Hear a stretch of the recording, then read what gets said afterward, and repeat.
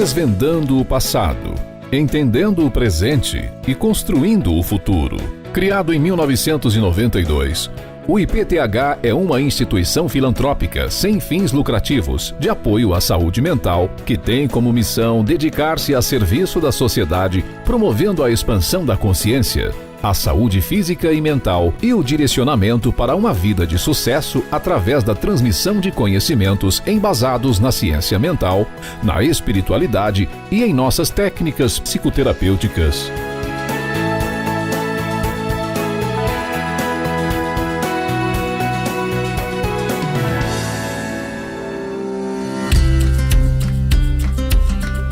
Idealizado e coordenado pelo Dr. Celso Sheffer, teólogo, psicanalista sistêmico e constelador, reconhecido nacionalmente pelas suas pesquisas em saúde mental e espiritualidade, através do recebimento de diversos prêmios. O IPTH está instalado em Apucarana, Paraná, em sua sede própria, com mais de 30 mil metros quadrados de área verde e 3 mil metros de área clínica. O Instituto oferece serviços para pessoas e empresas tais como palestras, workshops, cursos presenciais e online, celebrações, imersões e atendimento clínico psicoterapêutico, através de técnicas como método ASMI, constelações sistêmicas familiares, Buddy Talk, Theta Healing, terapia vibracional quântica e sagrado feminino, proporcionando através do autoencontro a sublimação de problemas de saúde físicos, mentais e espirituais, como a depressão, ansiedade, esquizofrenia, TDAH, bipolaridade, dependência química, insônia, anorexia, conflitos familiares, problemas financeiros e outras temáticas importantes. Mais de 60 mil pessoas já passaram pelos atendimentos terapêuticos proporcionados pelo IPTH. Os recursos arrecadados são aplicados em prol do próprio Instituto, em benefício de sua infraestrutura, recursos humanos, capacitação de profissionais e projetos que beneficiam a sociedade. Ainda há muito para construir e muito potencial para ajudar a humanidade, pois os sonhos não param e a cada conquista se torna um marco para o IPTH. Novas ideias surgem diariamente e com elas os desafios. Mas com força e afinco, a caminhada continua com o intuito de tornar as instalações do IPTH um lugar cada vez mais acolhedor, inovador e restaurador para atender com maior excelência aqueles que nos procuram.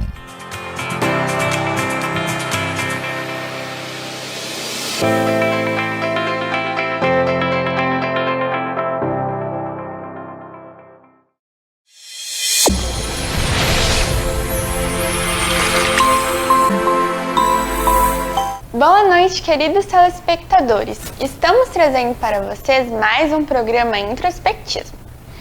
Muitos de nós nos baseamos somente em coisas materiais, somente no mundo externo.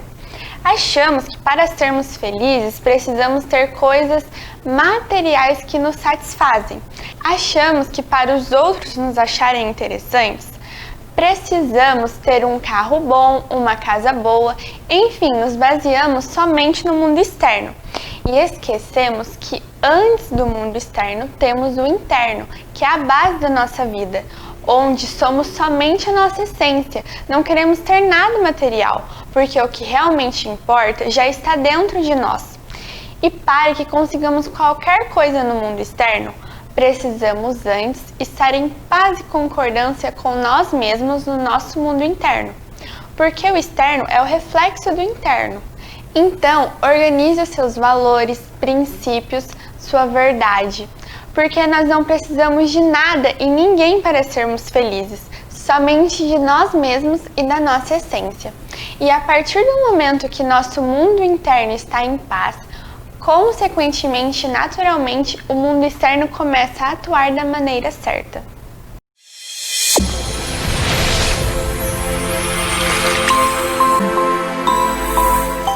Boa noite. Estamos iniciando mais um programa Introspectismo, programa realizado pelo Instituto de Pesquisas e Tratamentos Humanísticos. Hoje nós vamos falar sobre o tema heranças genéticas e acessadas no campo.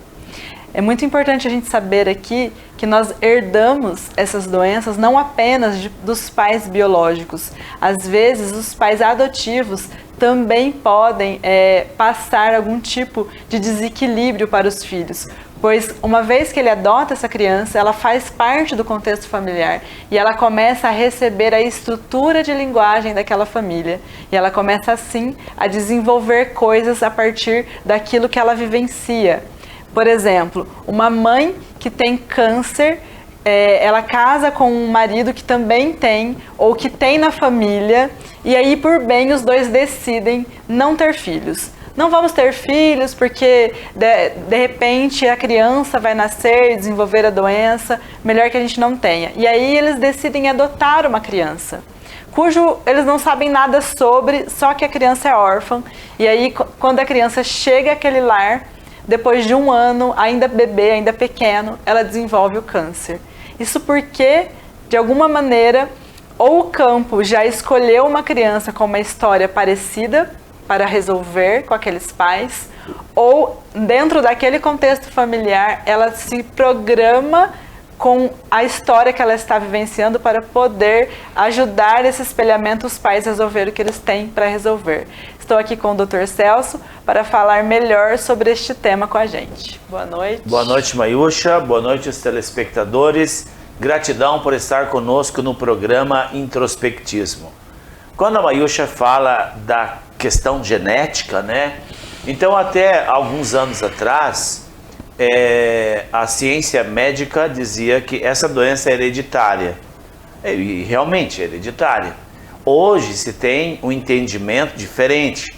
Não estou dizendo que o médico está errado, tá?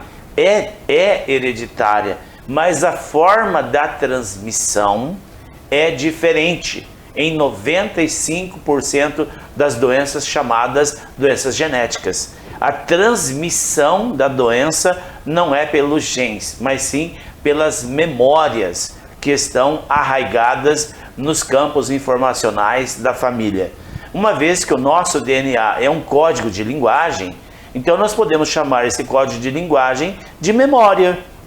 É uma memória adormecida, ou é uma história silenciosa, que é a mesma coisa que memória. Então a Mayusha falou dessa questão, né? Na verdade é um caso clínico de uma família que a gente atendeu alguns anos atrás, onde tinha um histórico de câncer na família da esposa e um histórico de câncer na família do esposo. Aí eles se apaixonaram, se casaram, ambos profissionais liberais, com muita correria. Eles decidiram não gerar um filho, por medo de que esse filho desenvolvesse o câncer. Então eles adotam uma criança.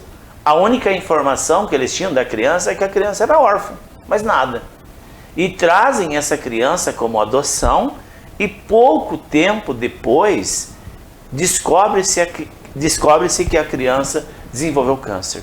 Gente, pare e pensa. O destino é algo enigmático. E se nós não olharmos para esse destino com um olhar de amor e acolhimento, esses eventos traumáticos que vêm repetindo, de adoecimento, de tragédias da família, vai se perpetuando geração após geração, geração após geração. E voltando nesse caso clínico que nós citamos aqui, do casal que a família tinha um histórico, né, de câncer, os dois lados, eles adotaram essa criança, e quando souberam que essa criança estava também com câncer, aí ele deu um start na mente deles. Meu Deus, tem algo que eu não compreendo, nós não compreendemos. Tem algo acima da nossa compreensão. Aí então, você sabe que o destino sempre tem os seus meios, né? E quando nós despertamos para talvez uma forma diferente de buscar uma solução, as portas se abrem. Então eles vêm até nós no Instituto e nós começamos uma investigação no DNA daquela família do pai e da mãe adotivo, né? Do bebê nós não tínhamos ainda nós não tínhamos atendido a criança. Eu disse a eles, vamos atender vocês. Vamos ver de onde vem isso. E aí começamos a investigação do inconsciente através das narrativas da história do campo familiar. Descobrimos juntos com eles que na 8ª geração houve vários sacrifícios humanos em magia negra. Eles eram descendentes de pessoas que praticavam a magia negra. E aí eles sacrificavam membros da própria família. Olha que interessante, eles são estrangeiros. E aí ali nós começamos a delinear e puxar no DNA essa história, trazendo para a luz e viemos trazendo para a luz e trazendo para a luz aquela compreensão de como isso poderia estar afetando aqui, estava mesmo, até que nós chegamos no desfiar desse novelo de lã, né, de ser emaranhado. E compreendemos então que o pano de fundo do câncer estava lá naquela 8ª geração dos ancestrais da Hungria. Nem sei se existe a Hungria ainda, mas naquela época existia a Hungria. Lá eles faziam os rituais de magia negra e sacrificavam os próprios filhos, principalmente aqueles filhos doentes. E aí, o que mais nos chamou a atenção, Mayusha, e nos deixou perplexo, nós não fizemos nenhuma sessão para criança, porque não deu tempo. Vamos tratar os pais, vamos ver o que a gente consegue fazer. Quando nós terminamos o processo terapêutico, que durou em torno de 8 meses, os pais levavam a criança periodicamente no médico. Ele era muito criança, ainda não dava para fazer nada, não dava para fazer químio, não dava para fazer cirurgia, e o acompanhando. Quando nós terminamos a terapia dos pais, a surpresa, o bebê não tinha mais câncer. Isso vem também como uma reflexão para nós, adultos pais. Se seu filho está dando algum tipo de desequilíbrio, comportamento inadequado, não leve ele para fazer terapia, faça vocês. Você, papai, você, mamãe. Busquem a terapia para entender o que está desorganizado no campo familiar. Qual é a história que a criança está tentando trazer para a luz, com esse comportamento inadequado ou com essa doença em desequilíbrio no físico. Então, é um caminho muito importante de ser trilhado. Um caminho maravilhoso. E é tão importante, Mayusha, a gente falar para o nosso telespectador, né, que a terapia, a ASMI, a abordagem sistêmica do inconsciente, e a carta aos ancestrais, que nós vamos fazer a celebração o mês de outubro agora, e você é nosso convidado, ele tem um alcance fantástico. E quando você resolve um problema deste nível profundo, que está ali no contexto histórico da ancestralidade, pode solucionar uma série de problemas. Por quê? Este casal que nós estamos falando, eles não tinham câncer. Os familiares tinham.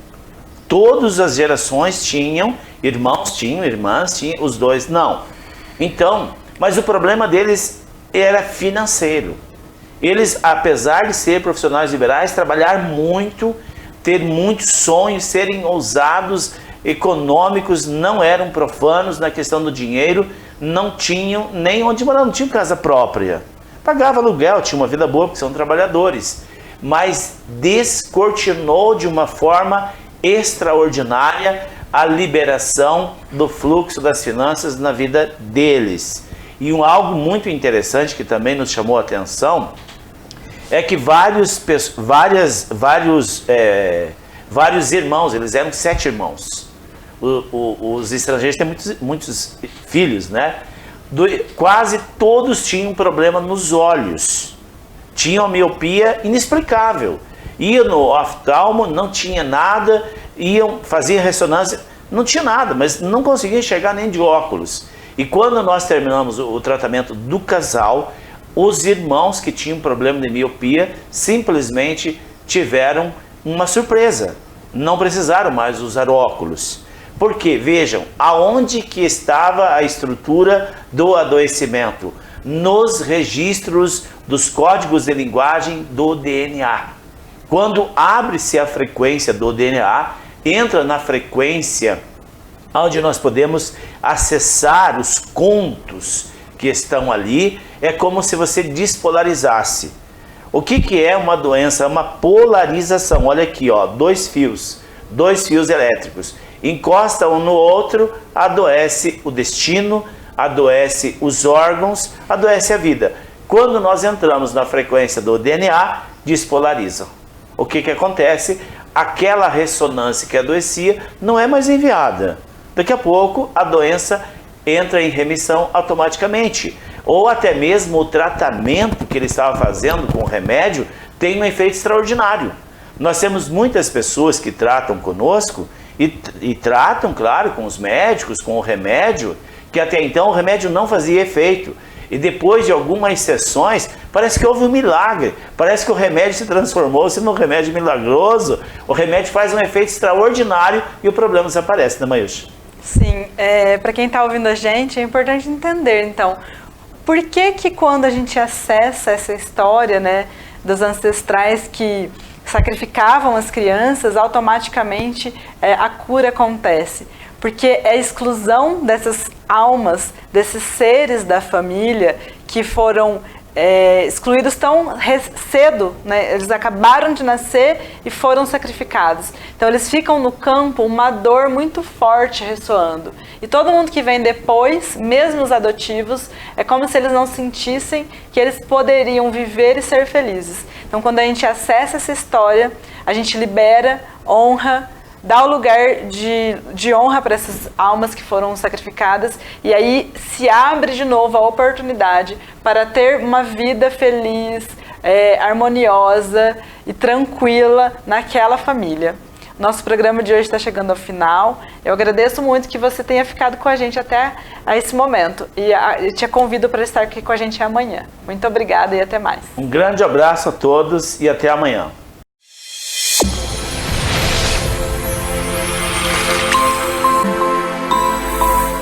Chegamos ao fim de mais um programa. Se você se identificou com os assuntos abordados no programa de hoje e despertou um desejo de aprofundar os estudos do introspectismo, lhe convido para vir nos fazer uma visita todas as terças-feiras às 19h30 para ter mais conhecimento sobre o assunto e começar essa jornada para dentro de si. Gratidão por estar conosco, um grande abraço e até amanhã!